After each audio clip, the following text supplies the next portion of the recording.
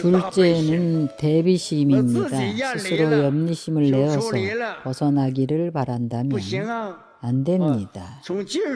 가까이는 자신의 육친 본속과 멀리는 다시 일체 인류에게까지, 더 확대해서 말하자면 축생들과 일체 유정 중생들에게까지 다 대비심을 일으켜야 합니다. 그러나 대비심도 그렇고 연리심 또한 그렇고 반드시 지혜가 있어야 하는데 반야심입니다.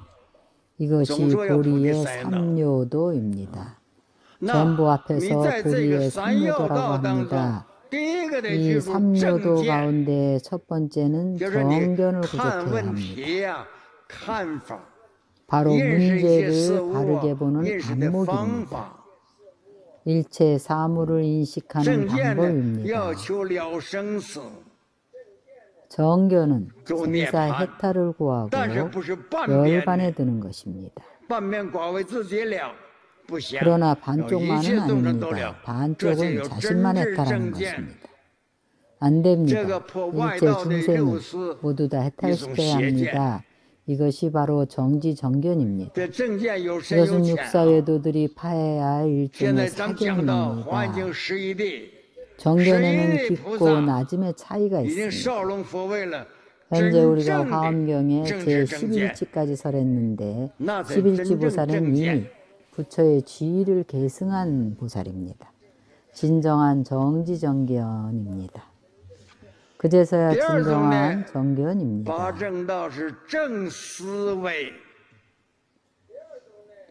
두 번째는 팔정도의 정사유인데, 정사유는 일반적으로 사성제법으로 표준을 삼습니다. 정사유가 바로 사성제입니다.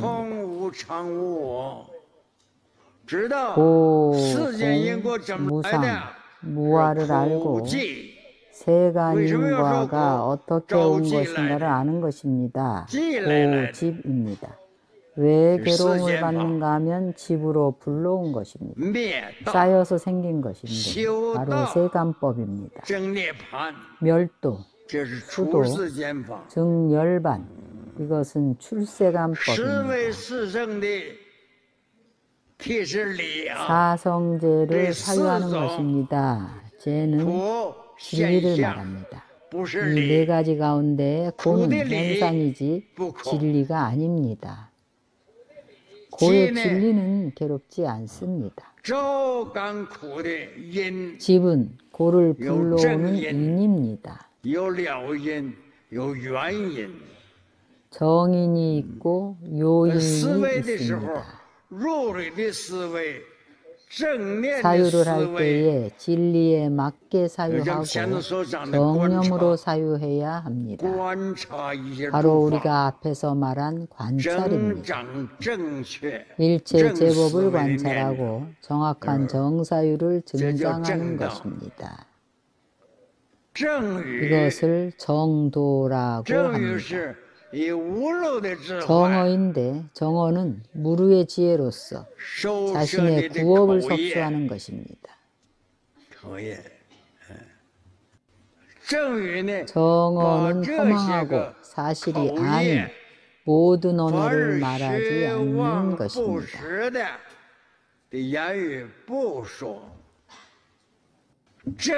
정업은 무르의 지혜로서 자신의 마음을 닦는 것입니다. 이 밖에는 모두 삿된 업이라고 합니다. 모든 망령되고 삿된 행위를 끊는 것입니다. 정명은 명예와 이익을 추구하는 5가지 삿된 업을 하지 않는 것입니다.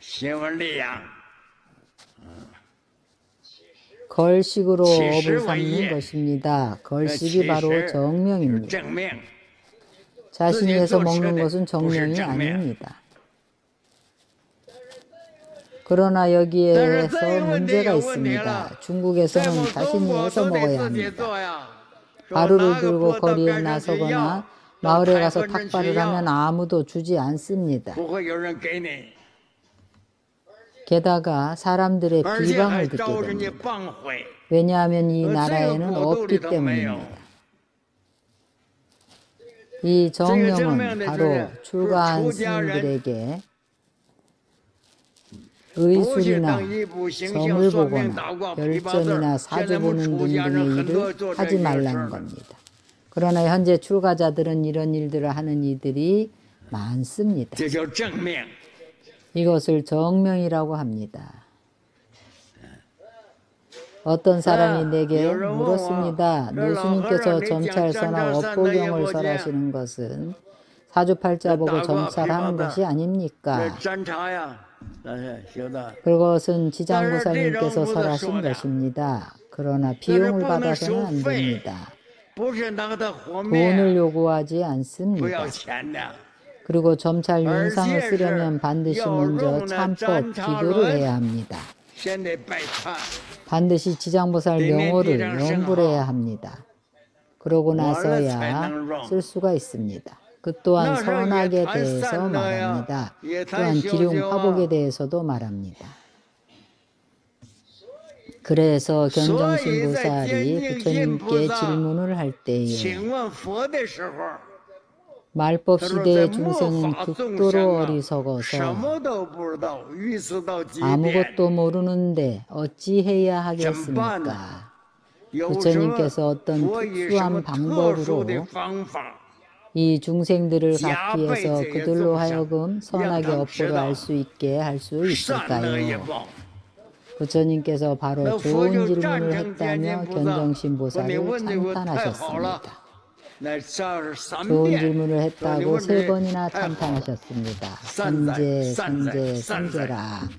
이렇게 3번 찬탄하셨습니다. 찬탄하고 나서 부처님은 설하지 않으셨습니다. 왜냐하면 부처님께서는 사명과 정명을 제정하셨기 때문입니다. 5가지 일로 생활하는 것을 금했습니다.